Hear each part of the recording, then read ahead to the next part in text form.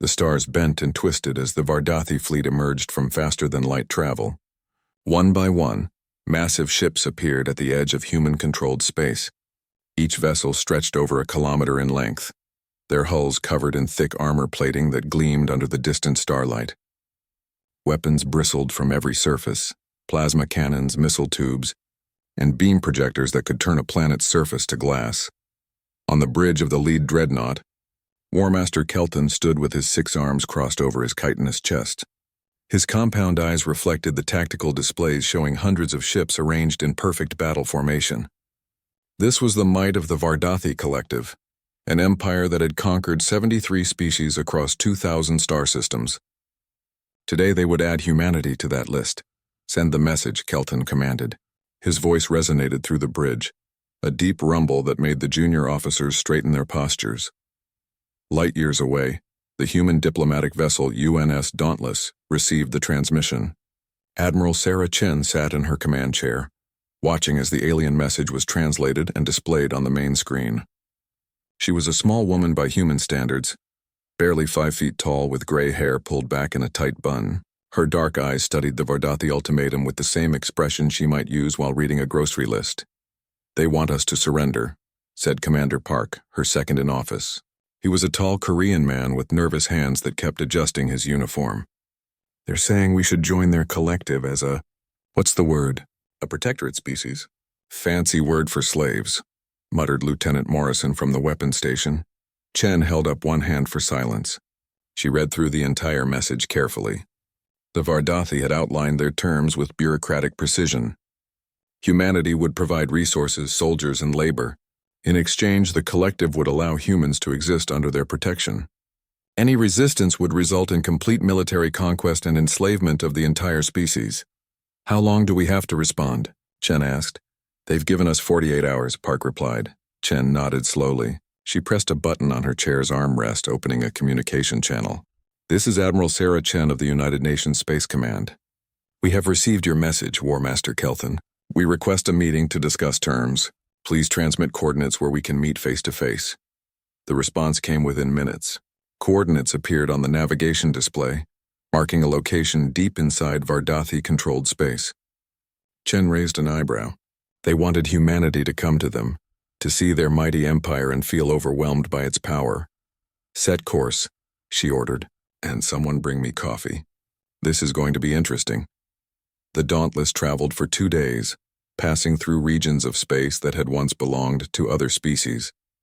The Vardathi had left monuments, massive statues of their warriors standing on conquered worlds, visible even from orbit. Each monument told the same story. Resistance is futile, submission is inevitable. When the human ship finally arrived at the designated coordinates, it found itself surrounded by the Vardathi fleet. Hundreds of massive warships formed a sphere around the much smaller Dauntless. Each ship was at least 20 times larger than the human vessel. Their weapons were powered up, ready to fire at a moment's notice. "Permission to board?" Chen asked calmly. A shuttle carried her and a small diplomatic team to Kelton's flagship. The Vardathi had prepared a reception hall designed to intimidate. High ceilings, dim lighting, and walls covered in weapons taken from defeated enemies. Kelton himself stood on a raised platform, towering over the humans. He was nearly 3 meters tall, his exoskeleton a deep purple color, and his multiple eyes gleamed with predatory intelligence. "You are small," Kelton observed. "Your ships are small. Your technology appears primitive compared to ours. Yet you request a negotiation as if you have any choice in this matter." Chen clasped her hands behind her back and looked up at the alien Warmaster without fear. "We always have a choice," she said simply. "You've shown us your impressive fleet. Your ships are certainly big. Very impressive construction." Kelthon's mandibles clicked together in what might have been satisfaction. "Then you understand the situation. Your species cannot resist. You should surrender now and save yourselves the pain of conquest." "I understand that you believe size equals power," Chen replied. "That's a common mistake. Humans made the same error several times in our history. We built bigger and bigger battleships during our world wars, thinking that firepower and armor would win every conflict. But do you know what defeated those massive vessels?" Kelton leaned forward, his interest piqued despite himself. "What?" "Submarines, aircraft, missiles, things that were smaller, faster, and smarter. We learned that victory doesn't go to the biggest warrior. It goes to the most adaptable one, the one who thinks differently. The War Master's multiple eyes blinked in sequence. You speak of your primitive past. This is space warfare. The mathematics are simple. Greater mass, greater firepower, greater numbers.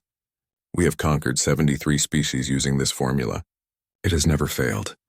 Until it does, Chen said quietly. Silence filled the chamber. The other Vardathi officers shifted uncomfortably. No species had ever spoken to their War Master with such casual confidence. It was either breathtaking bravery or complete insanity. Kelthan's voice dropped to a dangerous growl. You believe your tiny ships can defeat this fleet? You think your species has some secret weapon that makes you superior to the Vardathi collective? Chen shrugged.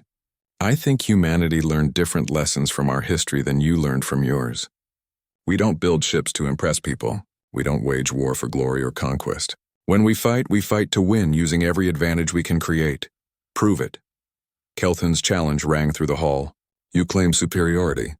Demonstrate it. Show me these tactics that make your species special. Admiral Chen smiled, a small, cold expression that didn't reach her eyes. You want a demonstration of human military capability? Yes. I want to see what you believe makes you our equals. Kelthan gestured with two of his arms at the surrounding fleet visible through the massive viewports. Bring your battle fleet. Show me your power. Then we will see if your confidence is justified or merely the delusion of a species too ignorant to recognize its own weakness. Chen pulled out a small tablet and typed coordinates into it. These are the meeting coordinates. Neutral space exactly between our territories. Arrive in 3 days with whatever forces you deem appropriate. We'll meet you there. And you will bring your full military might? Kelthan pressed. We'll bring exactly what we need, Chen replied. She turned to leave, then paused and looked back over her shoulder. War Master Kelthan, let me give you some advice. In human history, the greatest military disasters didn't happen because armies were too small. They happened because commanders were too certain of their own superiority. I hope you'll remember that. The human delegation left the flagship and returned to the Dauntless. As their ship accelerated away from the Vardathi fleet, Commander Park turned to his admiral with worry written across his face. Ma'am, did we just challenge them to open combat? Our entire fleet against their entire armada? Chen settled back into her command chair and sipped the coffee that had been waiting for her. Not exactly, Commander. We challenged them to a demonstration. There's a difference. But the Vardathi will bring everything. Thousands of ships. How can we possibly— Size isn't everything, Chen interrupted gently. Sometimes the scariest weapon isn't the one you can see. It's the one you can't see until it's too late. Now contact Earth Command. Tell them to prepare the demonstration package. And someone remind me, what's the current status of Project Duststorm? Lieutenant Morrison checked her console. Fully operational, ma'am. All units are ready for deployment on your command. Good. Chen smiled again, that same cold expression. In 3 days, the Vardathi are going to learn an important lesson. They're going to learn why humanity doesn't build bigger ships. They're going to learn what real warfare looks like in the modern age. And they're going to learn it the hard way. The Dauntless jumped to faster than light speed, leaving the Vardathi fleet behind. Kelthan watched the human ship disappear from his sensors, his confidence absolute. These humans were either fools or had some trick up their sleeves. Either way, in 3 days he would crush them and their arrogance together. The Vardathi collective had never lost a war. These primitive apes from Earth would be no different than the dozens of species that had surrendered before them. He had no idea how wrong he was. 3 days passed quickly for the Vardathi fleet. War Master Kelthan had assembled an impressive demonstration force. 500 capital ships, each one a masterpiece of military engineering. Support vessels numbered in the thousands. Smaller craft swarmed between the larger ships like insects around giants. Every weapon system had been tested and prepared. Every shield generator hummed at full power. This was enough firepower to glass an entire planet or crack a moon in half. The fleet emerged from faster-than-light travel at the designated coordinates. Kelthan stood on his bridge, all 6 arms spread wide as he surveyed his armada through the viewports. Pride swelled in his chest. This was the might of the Vardathi collective, accumulated over centuries of conquest. No species had ever stood against such power and survived. Scan for the human fleet, he ordered. The sensor officer worked at her station, her smaller arms moving across the controls with practiced efficiency. She paused. Checked again, Her confusion was visible in the way her antennae drooped. War Master, I detect only 7 human vessels. 7? Kelton's voice carried disbelief. 7 ships? Scan again. They must be hiding behind some kind of stealth field. The officer scanned multiple times, using every sensor array available. Confirmed, War Master. 7 vessels total, all relatively small, nothing larger than what humans classify as frigate class. Kelton moved to the sensor station and examined the display himself. There, floating in loose formation, were 7 human ships. Each one was sleek and small, no more than 200 meters in length. Their hulls were smooth, almost organic-looking, with minimal visible weapons or defensive systems. They looked more like civilian vessels than military craft. This is their battle fleet? The War Master's mandibles clicked in agitation. This is what they brought to demonstrate their power. Around the bridge, other Vardathi officers exchanged glances. Some clicked their mandibles in amusement. Others simply stared at the tactical display in confusion. The human ships were outnumbered by more than 70 to 1 in capital vessels alone. The size difference was even more absurd. The smallest Vardathi dreadnought had more mass than all 7 human ships combined. Open a communication channel, Kelton commanded. Admiral Chen's face appeared on the main display. She sat in her command chair looking completely relaxed. Behind her, the bridge of her ship seemed almost empty. Only a handful of crew members all working at their stations with quiet efficiency. War Master Kelton.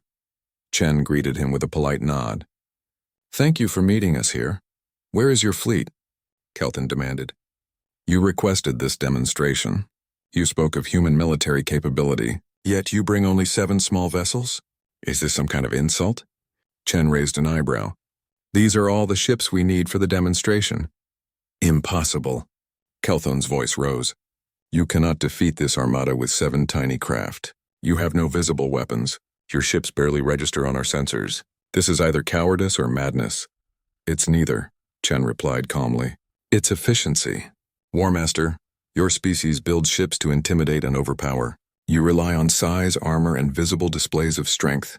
That's a valid approach, for a certain kind of warfare. But humanity learned different lessons from our past. She stood up and walked closer to her screen, her image growing larger on the Vardathi display. When humans fought each other on our homeworld, we learned something important. The biggest army doesn't always win. The biggest weapons don't guarantee victory. What matters is adaptability, innovation, and understanding your enemy's weaknesses. Kelton's multiple eyes narrowed. You speak in riddles. You have no weapons capable of harming my fleet. Our shields can withstand any conventional assault. Our armor is meters thick. Our point defense systems can shoot down thousands of missiles. What can 7 small ships possibly do? That's what you're about to learn, Chen said. But before we begin, I want to make something clear. This is a demonstration only. No one needs to die today. After we show you what human technology can do, you'll have a choice. You can withdraw peacefully, or you can see what happens when we decide to actually fight instead of just demonstrate. Several Vardathi officers clicked their mandibles in what might have been laughter. The idea that these humans could threaten the mighty collective fleet was absurd. Kelton himself felt insulted by the sheer arrogance of this small creature. Proceed with your demonstration, he said coldly. Show me what your 7 ships can do against 500 of mine. Then you will surrender, and we will proceed with your species' integration into the collective. Chen nodded. Very well. Beginning demonstration now. She gave a hand signal to someone off-screen. On the Vardathi sensors, the human ships didn't appear to do anything dramatic. They didn't power up weapons. They didn't charge forward or adopt attack formations. They simply sat there floating in space as before. Is this a joke? Kelton demanded. Your ships do nothing. Look closer, Chen suggested. The Vardathi sensor officer suddenly gasped. War Master, I'm detecting something. I'm not sure what it is. Millions of small objects, each one barely larger than a dust particle. They're spreading out from the human vessels. Dust? Kelton stared at the readings. The sensors were indeed picking up something. Vast clouds of microscopic particles expanding outward from each human ship. But they were so small, so seemingly insignificant. They're trying to obscure our sensors with some kind of chaff. It doesn't appear to be blocking our sensors, War Master, the officer reported.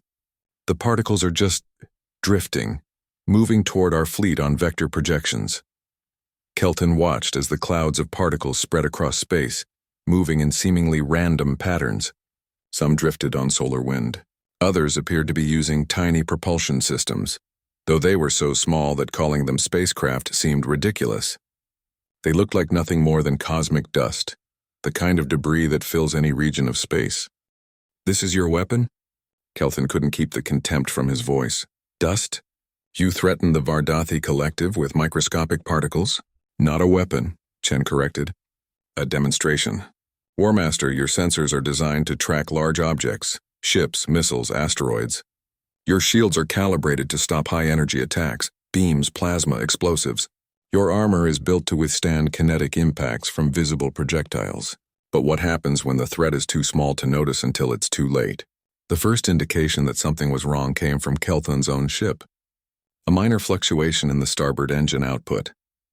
Then a brief flicker in one of the shield generators. Small things, barely noticeable on a ship this size. Then reports started flooding in from across the fleet. "Warmaster, the Dreadnought Vengeance reports engine failure in sections 3 and 7. The carrier Dominance has lost primary weapons control. Multiple ships reporting shield failures. Life support systems offline on 37 vessels." Kelton spun to face his crew. "What is happening? Report." The sensor officer's voice trembled. "The particles, Warmaster. They're not just dust. They're machines, microscopic robots. They've infiltrated our ships through heat vents, maintenance ports, gaps in the armor plating. They're too small for our shields to stop. They pass right through the energy barriers as if they weren't there." On the tactical display, ship after ship began showing red warning indicators, systems failing across the fleet, engines going offline, weapons powering down, life support flickering. The mighty Vardathi armada was being paralyzed, and they hadn't even seen an attack coming. "Destroy them!" Kelton roared. "Fire on the particles. Sweep them from space." "We can't target them, Warmaster. They're too small, too numerous. It would be like trying to shoot individual atoms. And more keep coming, trillions of them from all 7 human ships." Kelton watched in horror as his fleet fell apart around him. Ships that had conquered worlds now drifted helplessly, their systems shutting down one by one. The microscopic invaders were inside every vessel, disrupting circuits, clogging systems, interfering with everything that made the ships function. Admiral Chen's voice came through the communication channel, calm and steady. "Your ships are not damaged, Warmaster. The nanomachines, that's what we call them, are simply preventing your systems from operating. Think of it as a non-lethal disabling method. We could have programmed them to dissolve your hull plating molecule by molecule. We could have had them attack your crew's nervous systems. We could have made them explode once they reached critical systems. We chose not to. Why?" Kelton's voice was barely a whisper. Around him, his bridge crew worked frantically to restore systems, but nothing responded. They were trapped in a dead ship floating in space. "Because we don't want war," Chen replied. "We want you to understand something. Humanity doesn't build bigger battleships because we don't need to. We learned to fight differently. We learned to think differently. Your species conquered 73 others using overwhelming force and intimidation, but that only works until you meet someone who doesn't play by your rules." Chen leaned forward, her face filling the Vardathi display. "Here's what's going to happen. In exactly 1 hour, the nanomachines will deactivate and break down into harmless components. Your ships will return to full functionality. You'll have 24 hours to leave human space.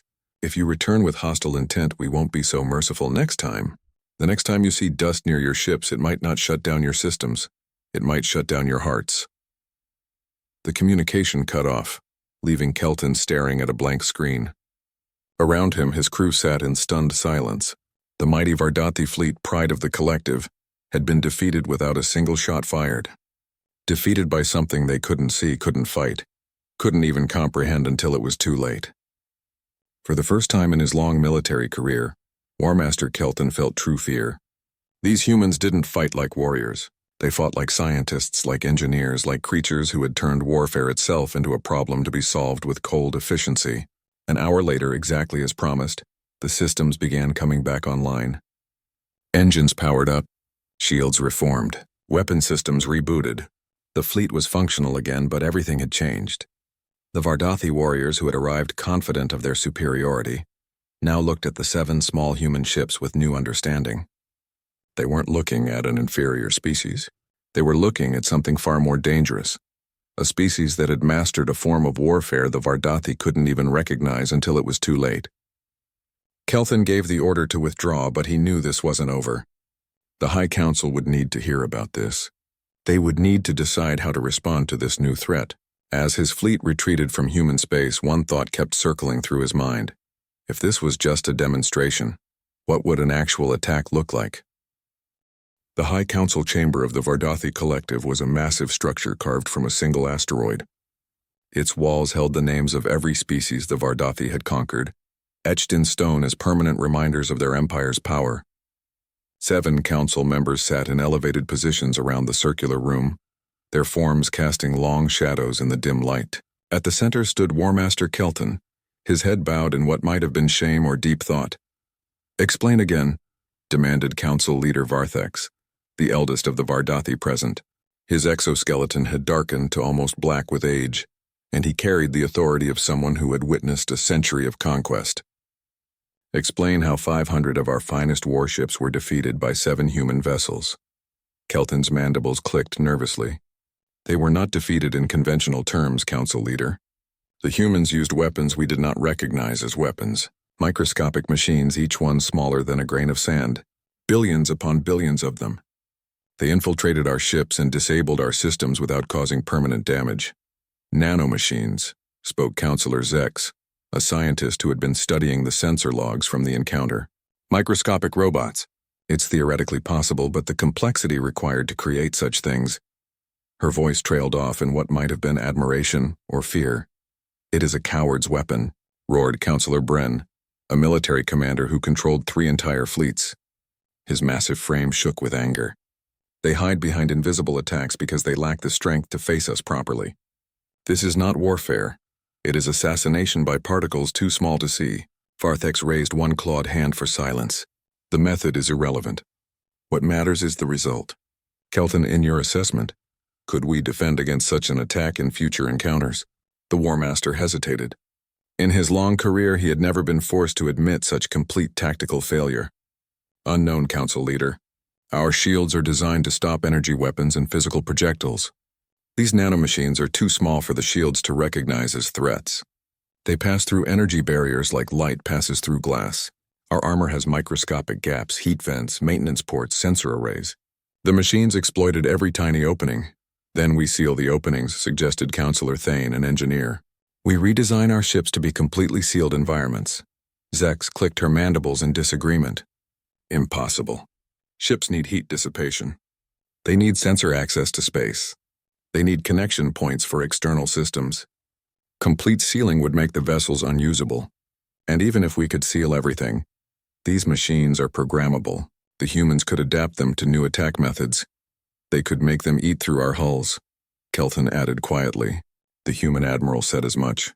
She claimed they could have programmed the nanomachines to dissolve our armor molecule by molecule, or to attack our crew directly. She said they chose mercy." "Mercy!" Bren spat the word like a curse. "They humiliate us and call it mercy. We cannot let this stand. We must respond with overwhelming force. Bring the entire collective armada, 10,000 capital ships, 1 million support craft, and invasion armies numbering in the billions. No clever technology can stand against such numbers." Several councillors clicked their mandibles in agreement. Varthex leaned forward, his ancient eyes studying Kelton carefully. "War Master, you have faced these humans directly. You have seen their capabilities. Do you believe we can defeat them through conventional military superiority?" The question hung in the air. Every eye in the chamber focused on Kelton. The War Master knew that his answer would likely determine the course of the entire collective's future. He thought about Admiral Chen's calm confidence, about the 7 small ships that had disabled his fleet, about the casual way she had described even more terrible weapons they had chosen not to use. "I believe," Kelton said slowly, "that the humans fight according to different rules than we understand. They do not seek glory in battle. They do not value honor in the way we do. They treat warfare as a problem to be solved with the most efficient solution possible. When Admiral Chen said they could attack our crew's nervous systems, I believed her. When she said they could dissolve our ships, I believed her. And when she said they had chosen the merciful option, I believed that too. You counsel surrender?" Bren's voice was dangerous. "I counsel caution." Kelton met the counselor's gaze without flinching. We conquered 73 species using our traditional methods. Overwhelming firepower, superior numbers, and visible displays of might. But the humans are different. They have clearly spent their development not on building bigger weapons, but on building smarter ones. Weapons we cannot see. Weapons we cannot stop. Weapons that make our advantages meaningless. Counselor Shen, who had been silent until now, spoke in a thoughtful tone. The War Master raises valid concerns, but we must also consider the political implications. Word of our retreat is spreading. Other subject species are hearing about how 7 human ships defeated 500 Vardathi vessels. If we do not respond decisively, we risk rebellions across the collective. Our empire is built on the perception of invincibility. The humans have shattered that perception. Varthex nodded slowly. A fair point. Our strength lies not just in our military might, but in our reputation. If we allow this defeat to stand unanswered, we invite chaos. He turned back to Kelton. You recommend caution. What form should this caution take? Further study, Kelton suggested. Send scouts to observe human space. Learn more about their technology, their culture, their weaknesses. They showed us one type of weapon, there may be others. We should understand what we face before committing to total war. Time spent in reconnaissance is time the humans can use to prepare, Bren argued. Every day we wait, they grow stronger. We should strike now before they can deploy their nanomachine weapons on a larger scale. Zex interjected, assuming they haven't already deployed them. War Master, during your diplomatic visit to the human ship, were you scanned for biological or technological threats? Kelton's posture stiffened. Standard security scans, yes. Why? What if some nanomachines were planted on you or your delegation during that visit? What if they're already here in our space, dormant and waiting? We wouldn't even know to look for them. They're too small for most of our sensors to detect individually. A chill spread through the chamber. The counselors looked at each other with new suspicion. If the humans could plant invisible weapons on anyone who visited their ships, nowhere was safe. The Vardathi could be compromised already, and they would never know until those weapons activated. This is paranoia, Bren declared, but his voice lacked its earlier confidence. This is the nature of fighting an enemy who uses invisible weapons, Kelton replied. We cannot trust our senses. We cannot trust our security. We are accustomed to threats we can see and counter with force. The humans have introduced uncertainty into everything. Varthex stood, a signal that he was about to render judgment. The other counselors fell silent, waiting for their leader's decision. The ancient Vardathi moved slowly around the chamber, his footsteps echoing in the vast space. The War Master speaks wisdom about caution, Varthex said, but Counselor Shen also speaks truth about our reputation. We face a dilemma. If we attack, we may walk into a trap we cannot anticipate. If we do nothing, we appear weak and invite rebellion. There is, however, a third option. He stopped and faced the assembly.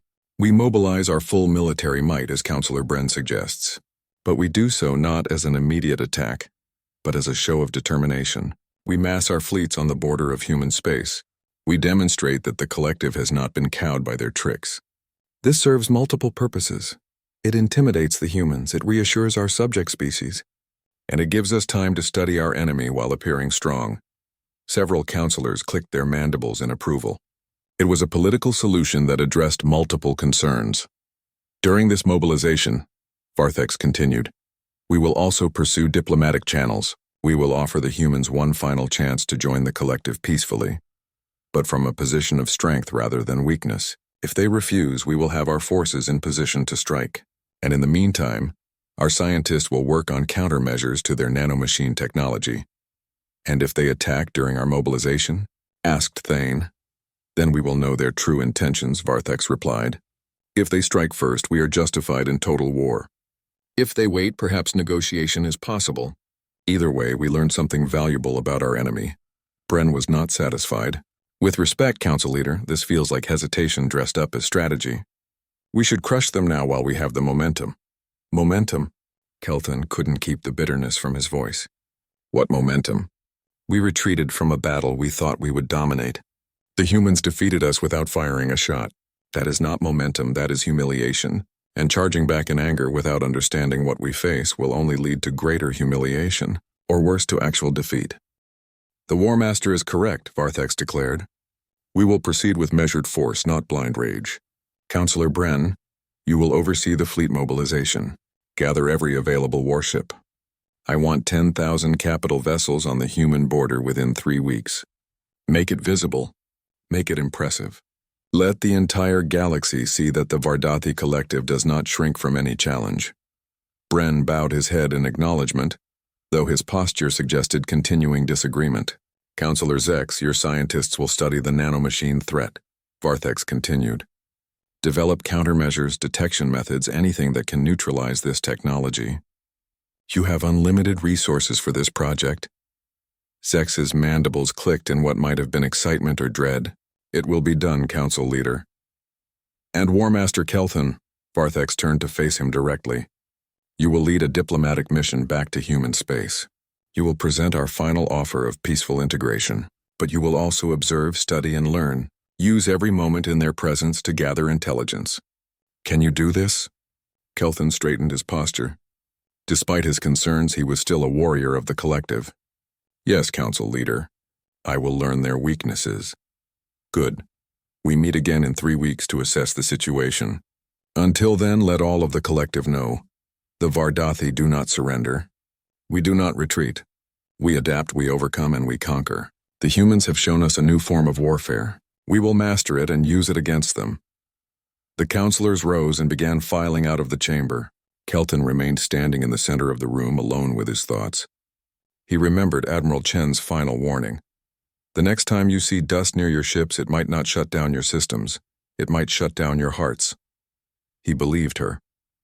And he feared that the High Council's decision to mass forces on the human border might be exactly what would provoke the kind of attack where the humans stopped showing mercy.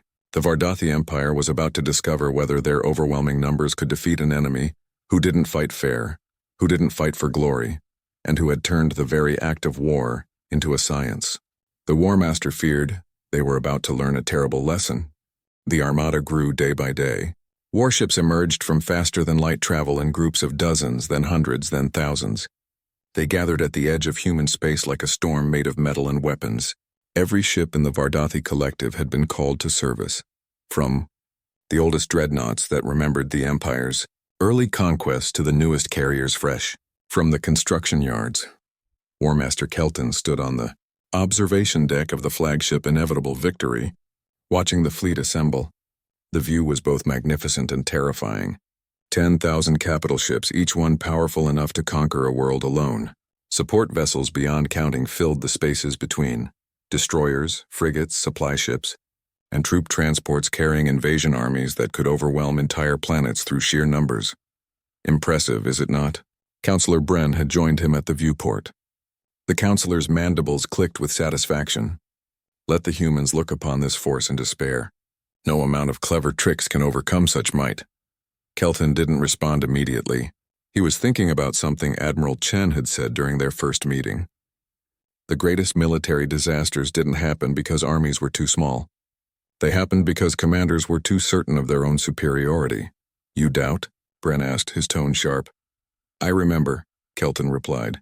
I remember how 500 ships, good ships with experienced crews, were disabled in minutes by an enemy we couldn't see or fight. I remember how helpless we were. This is a bigger fleet, yes, but is it a smarter fleet? Bren's exoskeleton darkened with anger. You sound like you've already surrendered in your mind. The Council has given you a task. Negotiate with the humans one final time. Deliver our ultimatum. If you lack the spine for it, I can find another War Master who does. Kelthan turned to face the Counselor fully. I will do my duty. But I will not pretend that numbers alone guarantee victory. The humans have had 3 weeks to prepare while we gathered this armada.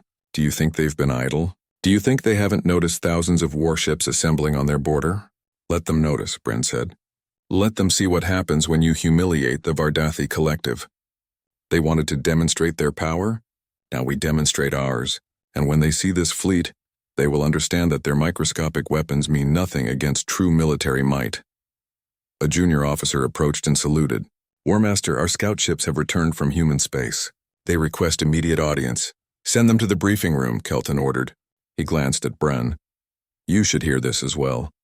In the briefing room, 3 scout commanders stood at attention. They were smaller Vardathi, built for speed and stealth rather than combat. Their ships were designed to slip in and out of enemy territory undetected, gathering intelligence without being caught. "Report," Kelton commanded. The lead scout, a female named Sira, activated a holographic display. "Warmaster, we conducted deep reconnaissance of human space as ordered. We observed 17 major human colonies, 53 military installations, and over 200 civilian facilities. We mapped their defensive positions and fleet deployments, and," Bren pressed, "how many ships do they have? What is their military strength?" Sira's mandibles clicked with uncertainty. "That's the strange part, Counselor. We didn't see a military buildup. In fact, we saw very little military presence at all. Their colonies appeared to be operating normally.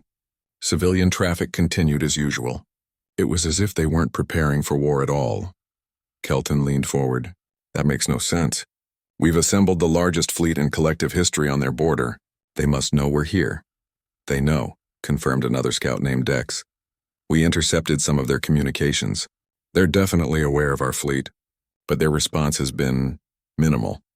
A few diplomatic messages expressing concern about tensions, some increased security at border stations, but no mass mobilization, no fleet movements, no evacuation of civilian populations. They're either supremely confident or completely unprepared," Bren suggested. "Either way, it works in our favor." But Kelton felt a growing unease. He remembered Admiral Chen's calm demeanor even when surrounded by Vardathi ships. He remembered how the 7 human vessels had disabled his entire fleet without visible weapons. "Did you detect any unusual activity? Anything that might suggest they're preparing unconventional defenses?" Sira hesitated. "There was one thing. During our reconnaissance, we lost contact with 3 of our scout ships. They simply disappeared from our sensors. No distress signals. No signs of attack. They were there one moment, gone the next." "Lost how?" Kelton demanded. "Unknown, Warmaster. We searched the areas where they vanished but found nothing. No debris, no traces. It was as if they had been completely erased from existence." A cold feeling spread through Kelton's body. 3 ships disappearing without a trace, just like the humans had made his weapons systems disappear without a trace, without visible attack, without warning. Could it have been equipment failure? Bren asked. "Scout ships are fragile. Perhaps they simply malfunctioned. All 3 at once." Dex's voice carried doubt. "All in different locations? All without any warning? The probability of simultaneous random failures is—" "I don't care about probability," Bren interrupted. "What matters is that the humans show no signs of being able to resist our armada. Their so-called demonstration was impressive against a small fleet. But this?" He gestured at the viewport where thousands of ships filled the view. "This is unstoppable." Kelton dismissed the scouts and stood staring at the holographic map of human space. Something was wrong. The humans were too calm, too unconcerned. They should be panicking, mobilizing every ship, preparing desperate defenses. Instead, they went about their business as if a massive invasion fleet wasn't sitting on their doorstep. "When do you depart for the diplomatic mission?" Bren asked. "Tomorrow," Kelton replied. "I'll take a small delegation to the human homeworld, Earth. I'll deliver the Council's ultimatum. Submit to the collective or face total war. And if they refuse, then we attack." Kelton said the words but didn't feel the confidence they should carry. "We'll unleash this armada and crush them with overwhelming force." Bren left the briefing room, satisfied with that answer. But Kelton remained studying the map. He zoomed in on Earth, the human homeworld. It appeared remarkably undefended for a capital system. A few orbital stations, some defensive satellites, nothing that could stop even a small Vardathi fleet. Let alone this massive armada. It didn't make sense. Unless... "Computer, show me the locations where our scout ships disappeared." 3 red markers appeared on the map. Kelton studied them carefully. They weren't near any obvious human military installations. They were in seemingly empty regions of space. But they formed a pattern, a rough perimeter around human territory. "Show me all recorded instances of sensor anomalies or equipment malfunctions in those regions over the past 3 weeks." The map lit up with dozens of additional markers. Small things, brief sensor glitches, momentary communication losses, minor equipment failures. Nothing that would normally warrant attention. But together they formed a network, a web of subtle disturbances that surrounded all of human space. Kelton's breath caught. The humans hadn't mobilized their fleet because they didn't need to. They deployed something else. Something invisible. Something that had already surrounded the Vardathi armada before it even arrived. He was looking at a minefield, but not one made of explosives. A minefield made of the same technology that had disabled his ships before. Nanomachines scattered throughout space like invisible tripwires. Waiting, watching, ready to strike at any moment. Computer, calculate the volume of space that would need to be seeded with nanomachines to create this perimeter. The answer appeared on the screen. Trillions upon trillions of the microscopic machines, enough to fill an entire solar system with invisible threats. The humans hadn't built more ships because they'd built something far more insidious, a defensive network that turned space itself into a weapon. Kelton realized with growing horror that the Vardathi armada wasn't surrounding human space. It was sitting inside a trap that could be sprung at any moment, disabling the entire fleet just like before. Only this time there might not be mercy. This time, Admiral Chen might not choose to simply shut down their systems. He needed to warn the Council. He needed to tell them that this armada, this show of strength, had walked straight into the enemy's prepared battlefield. But would they listen? Would they believe that their mighty fleet was already defeated before a single shot was fired? Kelton looked out at the thousands of ships, at the billions of soldiers prepared to invade, at the weapons capable of destroying worlds. All of it meaningless if the enemy could simply turn off their systems with invisible commands to invisible machines. The War Master had thought he understood the humans after their first encounter. He had thought they were simply technologically advanced, using clever tools instead of brute force. But now he understood something deeper and more troubling. The humans didn't just use different weapons. They thought about war in a fundamentally different way. They didn't try to overpower their enemies. They made it impossible for their enemies to fight at all. Tomorrow he would go to Earth and deliver the ultimatum. He would look Admiral Chen in the eye and threaten her world with annihilation, and she would probably smile that small, cold smile of hers and explain exactly why his threats were meaningless. Because she had already won. She had won the moment the Vardathi decided to respond to the human demonstration with overwhelming force. She had won when they gathered their armada in one place, making it easy to target. She had won before the war had even begun. Kelton realized that the humans had taught him another lesson from their history. The biggest army doesn't always win. Sometimes the biggest army just provides a bigger target. And the Vardathi collective had just assembled the biggest target in the history of warfare. He could only hope that when the humans sprang their trap, they would show mercy again. But looking at the sensor readings showing those 3 vanished scout ships, he suspected that mercy was a limited resource, and the Vardathi were about to run out of it. War Master Kelton's diplomatic shuttle approached Earth alone and unarmed, as was customary for peace negotiations. Through the viewport, he could see humanity's homeworld, a blue and green sphere that looked fragile and beautiful. No massive defense platforms surrounded it. No fleets of warships stood guard. It seemed almost defenseless, which only made Kelton more nervous. The shuttle docked with a human orbital station. Kelton and his small delegation were escorted through corridors that seemed almost quaint compared to Vardathi military architecture. Everything was smaller, simpler, more efficient. They arrived at a conference room where Admiral Chen waited, along with several other humans in military and civilian dress. War Master Kelton, Chen greeted him with a slight nod. "Welcome to Earth. I assume you're here to deliver an ultimatum." Kelton was surprised by her directness. "You know why I've come?" "We've been watching your fleet assemble for 3 weeks," Chen replied. 10,000 ships is hard to miss. Please sit. Let's hear what the Vardathi collective demands this time. Kelton remained standing, his height advantage making him feel slightly more confident. The High Council has decided to offer you one final opportunity for peaceful integration. Join the collective as a member species, share your technology, accept our guidance. In return, your people will be protected and allowed to prosper within our empire. And if we refuse? Chen asked, though her tone suggested she already knew the answer. Then our armada will advance. We will disable your defenses, occupy your worlds, and integrate your species by force. Your nanomachine weapons were impressive, Admiral. But they cannot stop 10,000 warships. We have adapted. We have prepared. And we will not show mercy a second time. Chen looked at him for a long moment, her expression unreadable. Then she did something unexpected. She laughed. Not a cruel laugh, but one that carried genuine amusement mixed with sadness. War Master, you still don't understand, she said. You think this is about weapons. You think it's about who has the bigger fleet or the cleverer technology. But that's not what this is about at all. Then what is it about? Kelton demanded. Chen stood and walked to a display screen on the wall. She activated it, showing an image of the Vardathi fleet at the border. This is about survival. Your species has spent centuries conquering others.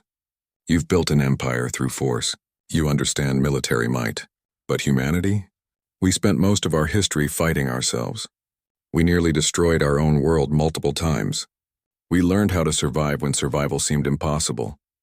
She changed the image to show Earth's history: wars, disasters, near extinctions. We faced ice ages, plagues, nuclear weapons, environmental collapse, and our own worst impulses.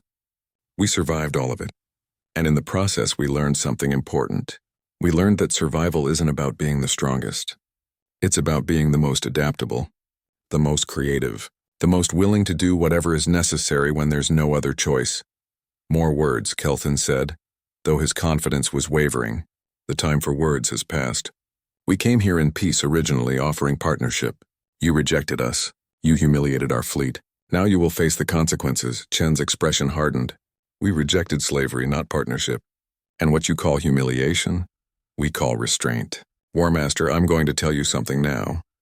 And I need you to understand that I'm not threatening you. I'm not trying to intimidate you. I'm simply stating facts. She touched the display and new images appeared: schematics, calculations, deployment maps. 3 weeks ago, when we learned your fleet was assembling, we didn't panic. We didn't mobilize. We simply activated systems that were already in place. Systems we built not because we wanted war, but because we prepared for every possible scenario. That's what humanity does. We prepare for the worst and hope for the best. Kelton stared at the displays, trying to understand what he was seeing. What are these? Defensive measures, Chen replied. Some are nano-machine clouds like you've already encountered, but improved, faster, more targeted, more permanent in their effects. Others are different technologies entirely. Quantum entanglement weapons that can destroy your ship's computers across any distance, instantly. Genetic retroviruses designed specifically for Vardathi biology. Kinetic missiles launched months ago, moving at relativistic speeds, currently positioned along paths that intersect with your fleet. She zoomed in on one section of the map. We also have agents, humans who've been living in Vardathi space for years, integrated into your society as traders, diplomats, and tourists. They're not soldiers. They're just people who love exploration and cultural exchange. But if we give the word, they'll activate sabotage protocols that will cripple your infrastructure from within. Kelton felt his exoskeleton go cold. You're bluffing. You cannot have done all this. I can show you the evidence if you'd like, Chen offered. But more importantly, you already know I'm telling the truth. You noticed that 3 of your scout ships disappeared. You've detected the sensor anomalies surrounding our space. Your scientists have probably warned you that your fleet is sitting inside a potential trap. You came here already knowing that we're prepared. She deactivated the display and looked directly at Kelton. Here's what you don't know. You don't know that we've also prepared non-violent solutions. We have proposals for genuine partnership, for technology exchange, for mutual defense treaties that benefit both our species. We have entire teams ready to begin cultural integration programs. We want peace, War Master. We really do. But we are also prepared for war in ways you cannot imagine. Why tell me this? Kelton asked. Why reveal your capabilities? Because I want you to make an informed decision, Chen replied. I want you to go back to your High Council and tell them exactly what we are. Not warriors who seek glory. Not conquerors who want empire. We are survivors who will do absolutely anything to protect our species when threatened. Anything at all. She walked closer to him, her small frame somehow carrying more presence than his towering height. Your empire conquered 73 species. That's impressive. But do you know how many times humanity nearly went extinct? At least 6. And every single time we found a way to survive.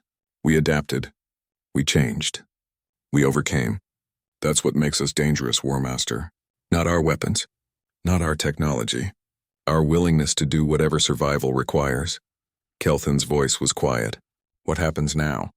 That depends on your council, Chen said. If you withdraw your fleet and agree to genuine negotiations, we'll welcome you as partners. We'll share our technology. We'll help your empire transition from conquest to cooperation. Imagine what 73 species could accomplish working together instead of being forced to serve. Imagine the scientific advances, the cultural renaissance, the possibilities. She paused and her expression grew darker. But if you attack, if you force us to defend ourselves, then we will respond with every capability at our disposal. Your fleet will be disabled before it advances a single light year. Your homeworld will face weapons you've never imagined. Your empire will collapse from within as our agents activate their protocols. And the retrovirus will spread through your population, not killing you but making you incapable of violence. You'll survive, but your warrior culture will end. Your empire will crumble, and 73 species will be free. You would commit genocide? Kelton's voice carried horror. No, Chen corrected firmly. We would ensure survival, ours and yours. The virus doesn't kill, it just removes aggression. Your people would live, but they'd lose the drive to conquer. Is that genocide or is it evolution? I honestly don't know. I hope I never have to find out.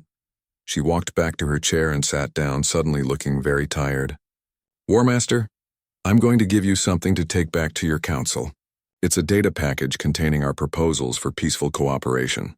It also contains limited proof of our defensive capabilities. Enough to verify that I'm not bluffing, but not enough to help you counter them. And it contains one more thing, an explanation of why humans fight the way we do.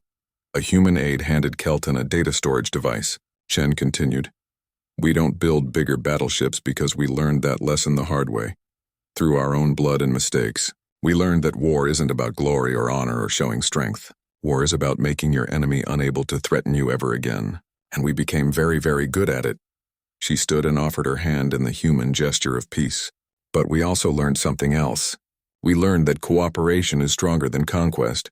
That diversity makes us resilient. That former enemies can become the strongest allies. We want that with the Vardathi. We want to build something new together, but that's your choice to make. Kelton looked at the offered hand, then at the data device he held. What is the deadline for our decision? 48 hours, Chen replied. After that, we'll assume you've chosen war and we'll act accordingly. We won't wait for your fleet to attack. We'll strike first with everything we have because that's what survival requires. We'll do it efficiently, completely, and with deep regret. But we will do it. The War Master took her hand, the human custom feeling strange with his clawed appendages. I will deliver your message, but I cannot promise how the Council will respond. I know, Chen said softly, but I hope they'll understand one simple truth.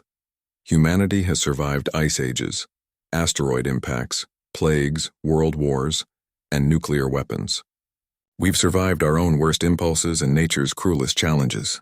We're still here, not because we're the strongest or the smartest or the most advanced. We're here because we're the best at surviving. And that means we're also the best at ensuring others don't survive if they threaten our existence. She walked him back to the shuttle, and as Kelton prepared to depart, she said one final thing. There's a phrase we use in human military history. It's from when nations would describe their capabilities to potential enemies. They would list all their strengths, all their weapons, all their advantages. And then they would end with 3 words, until us. It meant that every rule, every precedent, every assumption about warfare applied to everyone. Until us, we changed the game. Kelton's shuttle departed Earth, carrying him back toward the Vardathi fleet. The War Master sat in silence, holding the data device and thinking about Admiral Chen's words. Until us, the phrase echoed in his mind. The Vardathi had conquered 73 species using traditional military might. They had built the largest empire in their region of space through overwhelming force. They had never lost a war, never retreated from a weaker enemy, never doubted their own superiority, until us. When Kelton arrived back at the fleet, he immediately contacted the High Council. He delivered Chen's message, showed them the data package, and explained everything he had learned. Some counselors were outraged. Others were frightened. All of them were forced to confront an uncomfortable truth. They had encountered something new, something that didn't fit their understanding of warfare or empire. 47 hours later, 1 hour before humanity's deadline, the High Council transmitted their response. The Vardathi fleet began to withdraw from human space. A diplomatic team was dispatched to begin genuine peace negotiations. The war that would have reshaped the galaxy never happened. In the years that followed, the Vardathi collective slowly transformed. They learned from humanity not just military tactics but philosophy. They began to see their subject species as potential partners rather than servants. The empire that had been built on conquest began to rebuild itself on cooperation. And throughout it all, the humans maintained their defensive systems, their hidden capabilities, their readiness to do whatever survival required. They participated in the galactic community as peaceful neighbors and valuable allies. But everyone who knew their history, everyone who understood what they were capable of, remembered the lesson. Every species in the galaxy had their strengths, their advantages, their ways of war and peace. Every species followed certain patterns and rules. Until humanity arrived. Until they changed everything, until us. The phrase became known across the galaxy. A reminder that humans didn't fight like anyone else, didn't think like anyone else, and didn't survive like anyone else. They were the species that had nearly destroyed themselves and chosen to survive instead. They were the survivors who had turned survival itself into an art form. And the galaxy was better for it, though it had taken the threat of unimaginable warfare to teach that lesson. The humans had proven that the scariest warriors aren't the ones who love battle. They're the ones who will do absolutely anything to avoid it, but who are also capable of absolutely anything when avoidance fails. Until us. Two words that changed the galaxy forever.